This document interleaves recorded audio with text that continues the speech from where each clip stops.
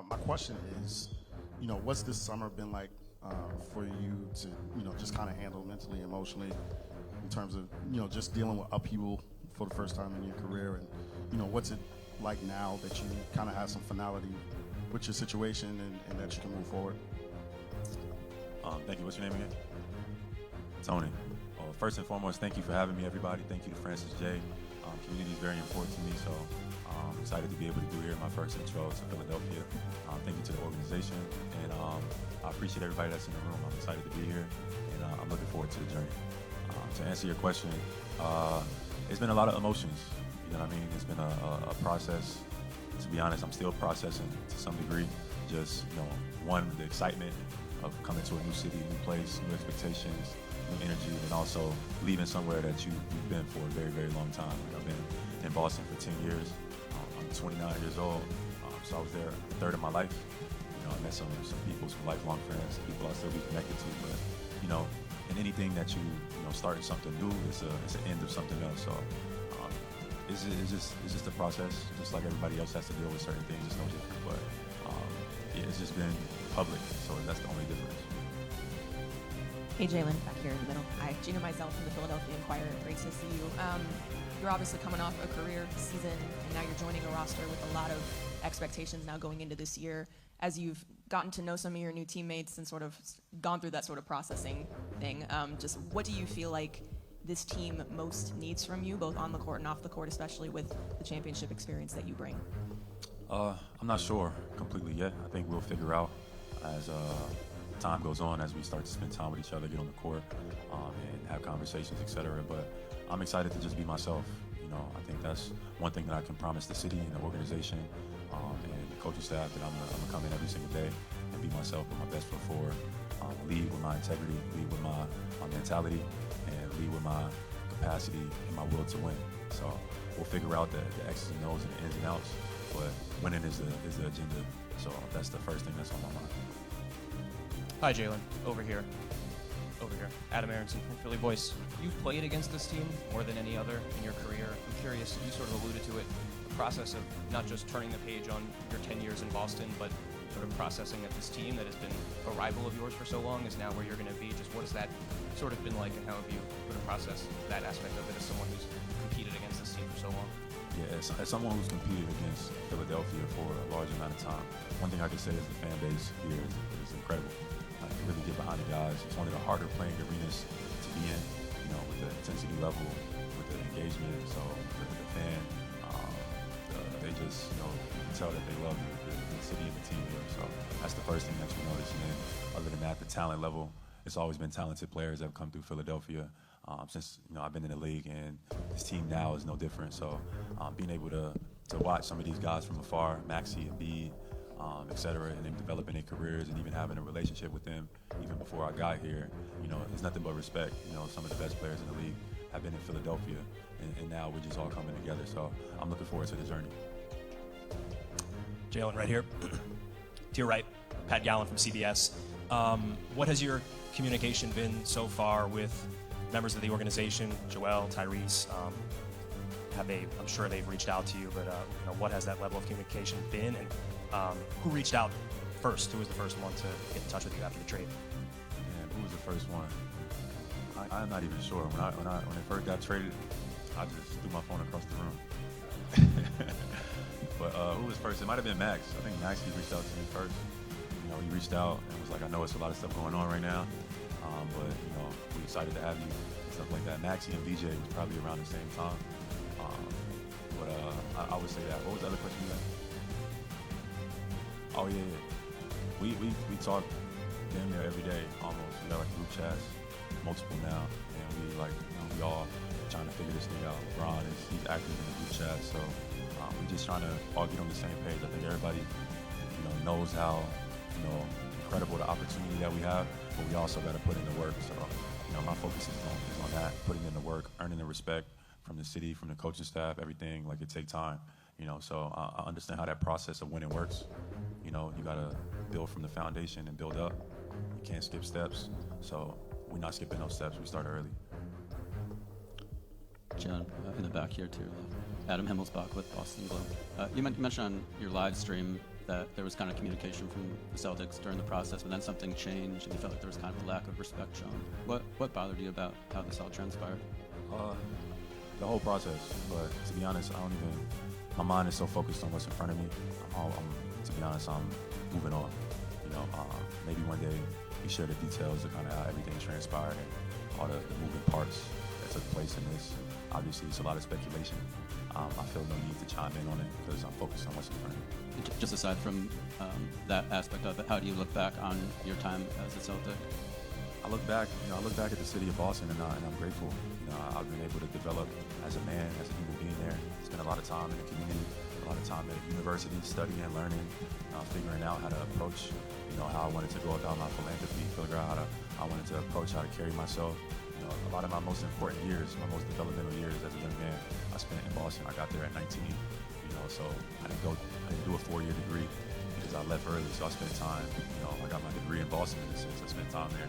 So the relationships are still there, the connection is still there. I'm looking forward to continuing my foundation work and as well as expanding it to Philadelphia. But, I'm very grateful for my experience, my tenure in Boston. 10 years is a perfect cycle, perfect number for, completion. So we won a championship, and I have nothing but respect for the city of Boston. But now it's time to move forward a little bit. Jaylen, Amy Fadul, NBC Sports Philadelphia, right here. A lot was made at the time of you being left off that Olympic roster, and you even spoke to how that kind of fueled you. Do you feel a similar sentiment after the trade, especially maybe when you're going to face the Celtics this year? Say that one more time. You're going to face them a couple times. Yeah. I'm just one day at a time. That's all I got. Jaylen, to your left, in the back, over here, David Murphy with the Philadelphia Inquirer. You're coming into a situation where obviously Joel's been here for a long time. Tyrese is pretty well established. Then you've got, kind of the king coming over. The dynamics in terms of leadership, teammates. Is that something that will need to be figured out? The question of kind of whose team is it? Yeah, to be honest, it doesn't have to be anybody's team. It just needs to be based in respect and work. And that's kind of like my approach. I want to earn everybody respect and trust, which take time. You know what I mean? Obviously, it's a lot of guys with talent, it's egos. But to win, you got to be able to sacrifice. You got to be able to, have trust and communication. So I want to come in transparent. I want to come in with my agenda on the table. Look, this is what I'm here to do. This is what I want to do. I want to win. And we kind of can figure out how to, respectfully move around each other. But it takes a level of time to develop and earn respect from each other. But my approach has always been my work ethic. So like being the first to the gym, being in the film room, I'm looking forward to learning from LeBron. I'm looking forward to learning from all those guys. But even LeBron, just everything that he's endured during his career on and off the floor. Like one of my favorite things to do is learn. I can't wait to just soak up as much information as I can and apply it to myself. And how would you characterize your relationship with Joel up until now, and what's the communication been like with you? Joel, it's been good. Me and Joel have been friends throughout the years, had mutual respect. I know he loves soccer, I love soccer, so we talk about that a lot and stuff like that. He reached out too when I got traded. He reached out the same day. I talked to him on the phone. So I'm looking forward to earning everybody's trust and respect. And grinding and impacting winning. That's what I've done my whole career. I plan on doing the same thing here. Jaylen, right here. Back right over here. Paul Hudrick, Liberty Ballers. Welcome to Philly. You were a guy who was a high draft pick, but you came into a contending team in a very competitive situation. VJ Edgecombe is dealing with kind of the same thing. I guess, what allowed you to kind of have success in that environment, and what can you maybe pass along to him to help him as he kind of navigates that? Yeah, I think VJ's in a similar situation than maybe that I was a couple of years ago when we had like some of those rosters that were really like stacked with like a decent amount of talent.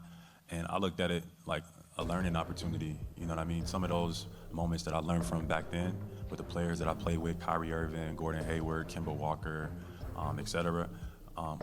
Some of that stuff I benefited from later in my career because I took the time to learn and talk to and watch their workouts and see their mentality and their approach, take things that they do well and add it to my game, and just keep an open mind. So, I'm gonna be in VJ's all year to just like learn and grow. He's 21, he just turned 21 just You know, so he's got a bright future. You know, this could be a great opportunity for him to learn from a bunch of guys. And then also his talent level. You know, he's going to carve out space for himself just because his talent level alone. So I'm excited for VJ, and I'm a fan. He killed us in that series. There was a lot of the other guys we knew about, but he was a difference maker. A lot of times we played him in those series. So I'm a fan from afar for sure. Bobby Manning, CLNS Media, over here. Jaylen, how would you characterize your relationship with Jason over the last year, Jason Tatum? Is that a partnership you both wanted to continue before the trade? You know, we won a championship together. So anybody that you win a championship, you would think like that's what, you know, a brotherhood or a lifelong legacy would entail. Obviously, there's ups and downs in any type of relationship for sure, but on my end, it's nothing but respect. You know, besides when he plays the Sixers, you know, I hope he does well. You know, but other than that, you know, everything for me is just based in respect. Have you guys been able to talk? Not really. Hey, Jaylen, in the middle, a little bit to your right.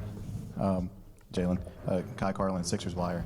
I just wanted to really follow up on the VJ question. I guess how much of it do you take it upon yourself to maybe be like a mentor to the younger guys, like a VJ or a LeBron, Adam, Justin, these younger guys? And do you take that upon yourself at all to kind of be like a veteran mentor type of player for them? I mean, yes and no. I mean, I just, you know, come in with the mentality to, impact winning and lead by example. You know, I'm not designating myself as nothing. You got to earn that with time and trust, and people gravitate naturally or they don't. But, you know, my focus is on winning. My focus is on, you know, leading by example, and you just go from there.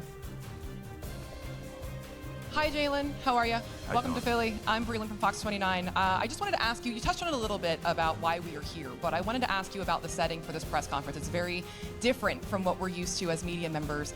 Why was it important for you to be out in the community and really just start your career here in Philadelphia amongst the people? Thank you. That's a great question. For me, like, and people who know my family and I, we are rooted in the community. That's where we hang our hat, is being able to affect other people's lives. I think we're very blessed. I think we've been able to help our own family and be able to, you know, kind of change the course of what our generation or our family name could possibly do. But we look forward to being able to impact others and being able to touch families and households that we may never get to see. So being here at Francis J is, you know, as I'm still getting to learn this community, you know, I just wanted to make it. Joining a new team always brings a mix of excitement and responsibility. While fresh opportunities can create new energy, building trust with teammates and coaches takes time, making patience an important part of the process. The strongest teams are built around players who are committed to improving every single day.